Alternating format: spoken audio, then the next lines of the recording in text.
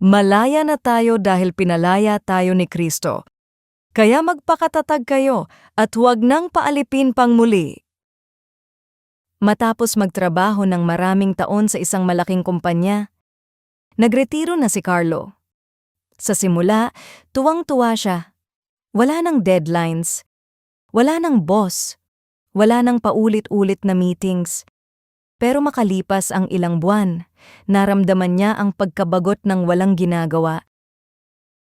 Napagtanto niya na ang kalayaan ay hindi ibig sabihin ng kawalan ng direksyon. Kailangang piliin kung saan gagamitin ang oras.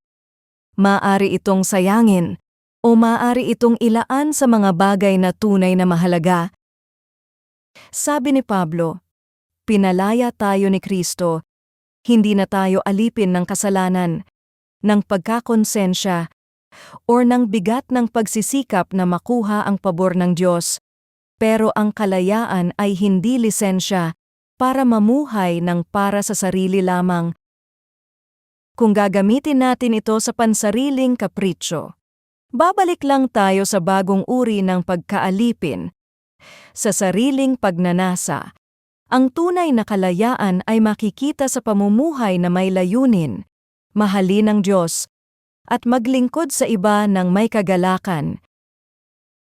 Ang kalayaan kay Kristo ay paanyaya na mamuhay ng may tamang layunin. Pwede nating piliin ang magpasensya kahit nakakainis, maging mapagbigay kahit kapos, at magpatawad kahit hindi humihingi ng patawad.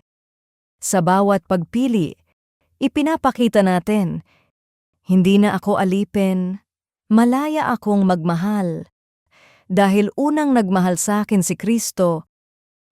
Paano ko ginagamit ang kalayaan na ibinigay ni Kristo? Para sa sarili ko ba o para sa Kanya? Panginoon, salamat po sa kalayaan na ibinigay mo sa akin sa pamamagitan ni Kristo. Huwag mo pong hayaang masayang ito. Sa makasariling hangarin ko, ituro mo po sa akin na mamuhay araw-araw na may layunin, nagmamahal, naglilingkod, at nagpapakita ng iyong liwanag. Sa pangalan ni Jesus. Amen.